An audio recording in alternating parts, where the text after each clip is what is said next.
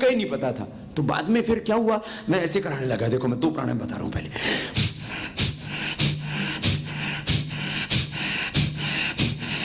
एक गुरुजी ने हमको बताया कि इसको आधा घंटा करो तो कुंडलिनी जागृत हो जाती है, तो हम इसको फास्ट करते थे।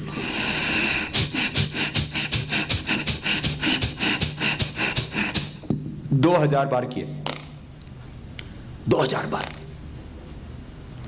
2000 फिर बार ये करने के बाद आधा घंटा इसमें लगा, आधा घंटा ये किया, आधा घंटा ये किया।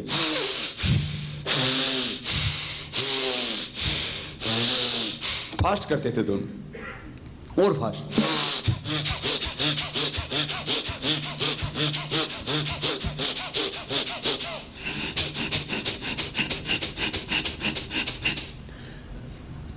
तो क्या हुआ, हम ऐसा करवाते थे, ऐसे कराते कराते किसी का वेट कम हो गया, किसी का बीपी ठीक हो गया, किसी का शुगर ठीक हो गया, किसी का। तो मैंने कहा भाई योग करने से बीपी ठीक हो जाता, योग करने से शुगर में फायदा हो जाता, दवाएं बंद हो जाती है, बीपी क्योर हो जाता है, थायराइड क्योर हो जाता है, हीमोग्लोबिन बढ़ गया। तो मैंने कहा हीमोग्लोबिन बढ़ जाता है, लोग टेस्ट करा के लाते थे। तो चारों तरफ से हजारों लोग मेरे ऊपर प्रश्न करने लग गए। और पूरी जो इस देश के अंदर जो डॉक्टरों का पूरा कुनबा है, वो तो मेरे ऊपर ऐसे टूट के पड़ा जैसे मैं उनका कोई जन्मजात शत्रु हूं। सब लोगों ने मेरे ऊपर इतने प्रश्न किए जैसे मैंने दुनिया में कोई बहुत गलत काम कर दिया हो। बोले गलत बोलता है बाबा, दुनिया के लोगों को बहकाया, इस बाबा को जेल में डाल दो, इसके ऊपर केस करो। अरे मैंने कहा मैंने तो ऐसा कुछ भी नहीं किया, मैंने तो लोगों का वजन कम किया, मैंने तो लोगों का बीपी शुगर ठीक किया। बोले गलत है, ऐसा नहीं हो सकता। तो मैंने 20,000 लोगों का फिर टेस्ट करवाया, 20,000 लोगों का। प्राणायाम करने से पहले, प्राणायाम करने के बाद उनका हीमोग्लोबिन चेक करते थे, सारे lipid profile, liver profile, total उनके टेस्ट करते थे, ईसीजी करते थे, फिर उनका जो है वो सारा पीएफटी टेस्ट करते थे, सब चीजें करते थे। फिर एंजियोग्राफी करवाई हमने, फिर सारी चीजें टेस्ट करवाई तो पता लगा। फिर जो कैंसर के पेशेंट उनका पीएसए लेवल चेक कराया। अब पीएसए लेवल चेक कराया तो सब 3 महीने के अंदर तो प्रोस्टेट कैंसर ठीक हो गया, ब्लड कैंसर लगभग 3 महीने में अच्छा हो गया। और ये किसी का भी होता है तो 3 से 6 महीने के अंदर, मुझे एक नहीं, अब तो इसके ऊपर अब तो सारे मानने लग गए ना, तो मेरे को बहुत ताकत मिल गई। अब तो दुनिया का सबसे बड़ा कैंसर इंस्टीट्यूट है एमडी एंडरसन।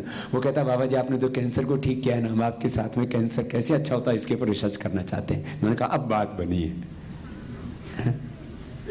अब मैं आपको अब बात बता रहा हूं, देखो कोई भी आप करके देख लेना, जो मैंने किया कोई भी करके देख सकता है। देखो विज्ञान उसको कहते हैं जो सबको एक जैसा दिखाई देता है। और उसके जो है अब जैसे मैं आपको बता रहा हूं, तो हमने ये टेस्ट किए फिर, तो 7 दिन के अंदर हीमोग्लोबिन बढ़ जाता है।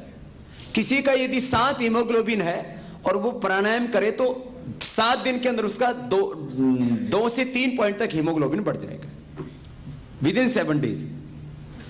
आधा से लेकर के 2 पॉइंट तक हीमोग्लोबिन लोगों का बढ़ा 7 दिन में।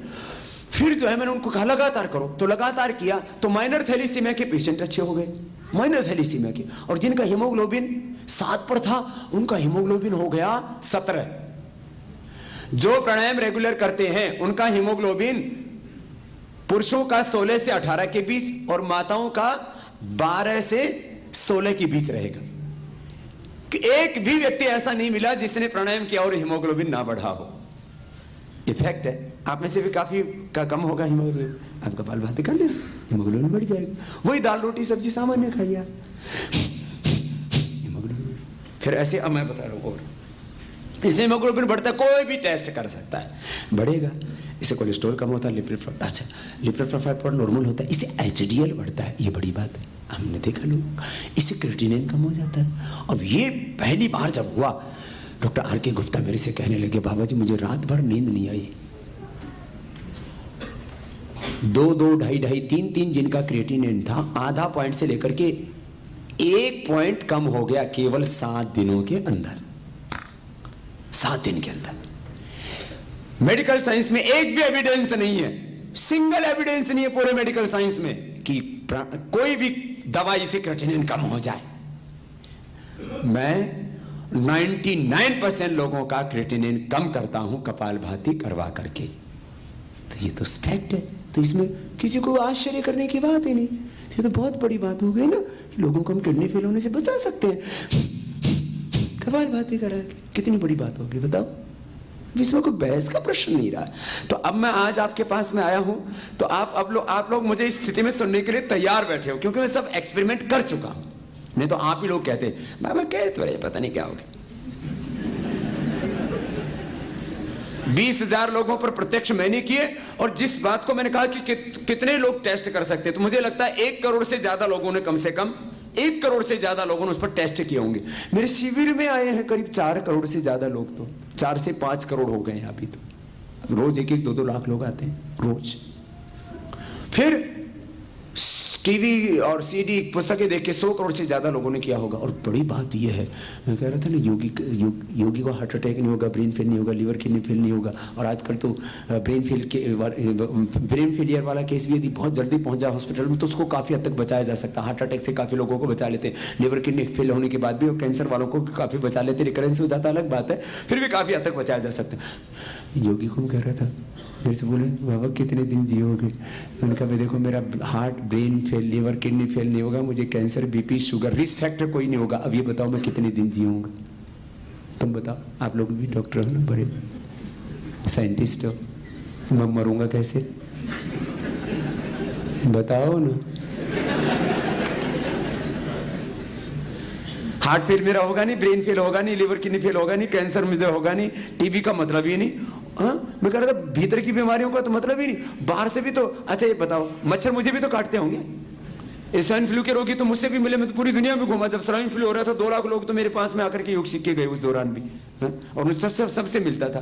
तो मेरे मच्छरों से कोई मेरी दोस्ती हो रखी है कि मुझे मत काट रहे? ये सब मुझे भी तो काटते होंगे। नहीं होता कुछ भी, सच्ची बात बता रहा हूं। तो योग करने वाला, सच्ची बता रहा हूं, बीमारी की तो बात छोड़ो, योग करने वाला मरता ही नहीं है, वो मृत्युंजय हो जाता है। फिर कैसे मरेगा वो देखिए, क्या अब शरीर रहने योग्य नहीं रहा तो भगवान से प्रार्थना करेगा, भगवान उसको बुला लेंगे बस। बाबा ये तो हमें भी बता के जाओ ना सर। सब कुछ बढ़ेगा। सुनो, अब अगली बात बता रहा हूं। योग करने से आपका टोटल चेंज हो जाता है, सब कुछ, पूरा जीवन रूपांतरित होता है। Divine life, divine thought process, पूरा आइडियल लाइफ। आप आईबोल बन जाएंगे। सुनो, अब मैं आपको प्राणायाम के नाम बताता हूं। ये मैंने पृष्ठभूमि पूरी रख दी, तो आप जिस को क्या क्या प्रॉब्लम हो तो क्या क्या करना, अब मैं बीमारी वाइज बताता हूं। फिर इसका जो आध्यात्मिक पक्ष है वो और बताऊंगा। पहले बीमारी की बात, चलो नीचे से शुरू करते हैं। किसी की एड़ी की हड्डी बढ़ गई तो क्या करें? कपालभाति करो। घिसी हुई हड्डी, घिसे हुए कार्टिलेज दोबारा से आ जाते हैं। किसी के दांत के अंदर कैविटी तैयार हो गई हो, कपालभाति किया और कैविटी भर गई, ये होता है। हाँ? और अपवाद रूप में तो कुछ बुढ़ों के दांत गिर गए तो नए दांत आ गए हैं। ऐसे कई केसेज है, आपने टीवी आदि पर सुना होगा कई बार मेरे शिविरों में, ये बड़ी बात थी, है ना। और सुनो, एक डेंटिस्ट हैं कनाडा में, डॉक्टर गगन भल्ला, उनकी पत्नी उमा, वो दोनों ही हमारे वहां का कार्य देखते हैं, वहां पूरा कनाडा का। बोले बाबू जी मेरी कैविटी, अब पति उसका डॉक्टर, कैविटी थी, मैंने फिर कपालभाति आधा घंटा कर दी, मेरी कैविटी ठीक हो। उसका क्रिएटिनिन बढ़ा हुआ था, उसकी पत्नी की बहुत क्रिटिकल कंडीशन थी किडनी की, और जब उसकी शुगर अच्छी हो गई, क्रिएटिनिन भी कम हो गया। हड्डी कहीं से बढ़ी हुई हो, हड्डी क्यों बढ़ती है? हमारे जब ऑस्टोब्लास्ट सेल्स ज्यादा बढ़ जाए, ऑस्टोक्लास्ट सेल्स कम हो जाएं, तो हड्डियों का मेटाबॉलिज्म इंबैलेंस हो जाएगा। और ऑस्टोब्लास्ट सेल्स होते हैं तो हड्डियों के सेल बनाते हैं, तो एक्स्ट्रा बनाने लग गए, तो ऑस्टोक्लास्ट सेल्स कम हो गए, ऑस्टोब्लास्ट सेल्स ज्यादा हो गए, हड्डियों का मेटाबॉलिज्म गड़बड़ हुआ, हड्डी बढ़ गई। ये ठीक कर देता है उसको, ऑस्टोब्लास्ट ऑस्टोक्लास्ट सेल्स को। किसी की भी हड्डी बढ़ी हुई हो, कोई भी इसका एक्सपेरिमेंट कर सकता है, और यदि अच्छा ना हो तो बाबा के ऊपर मुकदमा कर सकता है। खैर, ये मैं आपको सही बता रहा हूं। ये हड्डी बढ़ी हुई यहां की, एड़ी की हड्डी बढ़ गई है, अब मेडिकल साइंस में इसको काट दो, ये समाधान नहीं है ना। ESR बढ़ा हुआ है, यूरिक एसिड बढ़ा हुआ है, R फैक्टर बढ़ा हुआ है, कुछ भी आपका गड़बड़ है हड्डियों से रिलेटेड, ऑस्टियोपोरोसिस से लेकर के ऑस्टियोपेनिया से लेकर के अर्थराइटिस से लेकर के रूमेटॉइड अर्थराइटिस से लेकर के आपको गाउट तक की प्रॉब्लम है, थोड़ा सा खान पान में तो चेंज करना पड़ेगा। देखो, फूड हमारी बॉडी का जो है वो रॉ मटेरियल है, रॉ मटेरियल से फिनिश फूड तैयार होता है। देखो आहार पर तो कंट्रोल करना जरूरी है, वो तो सामान्य कंट्रोल है, सादा खाना खाओ बस इतनी सी बात है। और प्राकृतिक आहार लो, शाकाहार मनुष्य का प्राकृतिक भोजन है, वो लो, सिंपल खाना खाओ, एडी की हड्डी बड़ी ठीक हो जाएगी। देखो यहां से आर्थराइटिस है, कपालभाति आधा घंटा करना, अनुलोम 15-20 मिनट करना, थोड़ा थोड़ा सूक्ष्म व्यायाम कर लेना। तो ऐसे ही भयंकर आर्थराइटिस है, रोमेटॉइड आर्थराइटिस, इसका नॉर्मल जो शरीर में रेशियो होता है 20 तक होता है। मैंने जिनका 500 था उनको भी ठीक किया है। बताओ आर फैक्टर जैसे ESR 15, uric acid 7, R factor 20, इससे ज्यादा हो जाएंगे ना, सब चीजें शरीर में है, वो कोई उसका एक निर्धारित मापदंड है, उतने में रहनी चाहिए वो चीजें, तो कैसा भी हो ठीक हो जाएगा। चलो अब अगली बात, घुटने 100 साल तक अच्छे रहेंगे, कार्टिलेज नहीं घिसेंगे, कितनी बड़ी बात है। आप लोग खाना खा के आए हो क्या? तो आप लोग भी करके देख लो ना थोड़ा थोड़ा। देखो कितने अच्छे है ना, किसी को प्यार से बोलो ना तो कुछ भी कर लेता है। ऐसे आपको ये भी योग बता रहा हूं, घर में कोई आपकी बात नहीं माने ना तो उसको प्यार से बोलो, प्यार करना, ये भी प्रेम योग बता दिया आपको ना। कपालभाति करोगे आपके घुटने अच्छे रहेंगे, आपकी हड्डी अच्छी रहेंगी। अगली बात सुनो, करते रहो तो सुबह को करना, जो खाना खा के आए हो मत करना, कभी दूसरा प्राणायाम हो जाए। मेरी ना आदत है, मैं हंसा हंसा के सिखाता हूं, मैं तो कोई विज्ञान की बहुत गहरी बात करो ना, लोगों को नींद आ जाती है फिर। सुनो, इससे कार्टिलेज अच्छे हो जाएंगे, करते रहो कपालभाति जरूर। अच्छा इससे और क्या होगा? चलो अब आगे।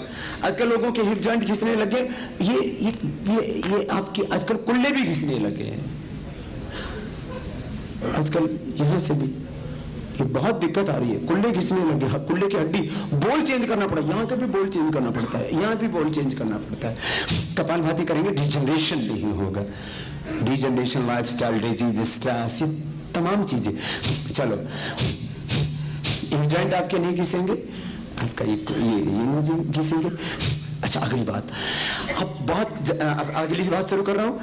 जिनको यूट्रस में फाइब्रोइड्स हैं, जिनको यूट्रस में फाइब्रोइड्स हैं, ओवरी में सिस्ट हैं, पॉलीसिस्टिक ओवरीज हैं, फिलिपियन ट्यूब बंद है, जिनको ओवम पूरा नहीं बनता है, जिनका प्रोलैक्टिन लेवल माताओं का बढ़ा हुआ है, जिनका थायराइड बढ़ा हुआ है, जिनको ओबेसिटी है, वो सब ठीक हो जाएगी। ये इनफर्टिलिटी के कारण है। इनफर्टिलिटी के कारण लेडीज में क्या है?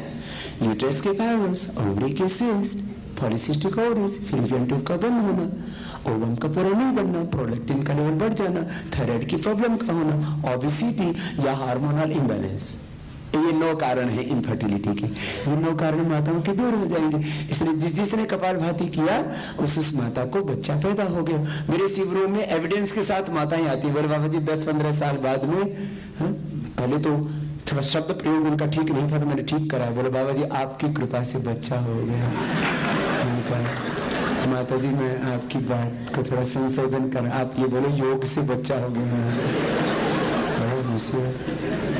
तो अभी आपने पिछले दिनों देखा होगा, जितनी भी माताएं आती है वो यही बोलती है बाबा जी योग से हमको बच्चा हो गया। हाँ सच्ची बात आ रहा हूं, ये मेरा पहला एक्सपीरियंस जो है कुछ पेशेंट्स के ऊपर था, उनको मैंने बताया, फिर धीरे धीरे अब तो हजारों रोगियों के हमारे पास सोनोग्राफी के और जो अल्ट्रासाउंड की रिपोर्ट है। यूट्रस के फाइब्रोइड्स 3 से 6 महीने में खत्म हो जाते हैं। 9 महीने बड़े बड़े फाइब्रोइड्स, बड़े बड़े। पॉलीसिस्टिक ओवरीज का पहला केस मेरे पास में अच्छा हुआ था, वो आया था केनिया के अंदर नैरोबी में। दूसरा जो केस मोनिका शर्मा का मैंने बताया, तो फ्लैट में बेटी मिल गई। बोले बाबा, वो तो जहां अभी उसकी शादी भी नहीं हुई थी, अनमैरिड थी। बोले बाबा मैं आपको ना गुरु मानती हूँ, आप मुझे मिल गए, मेरा कितना बड़ा सौभाग्य। मैंने टीवी पर देख करके, दिल्ली की हो बेटी, टीवी पर देख करके किया, बाबा मुझे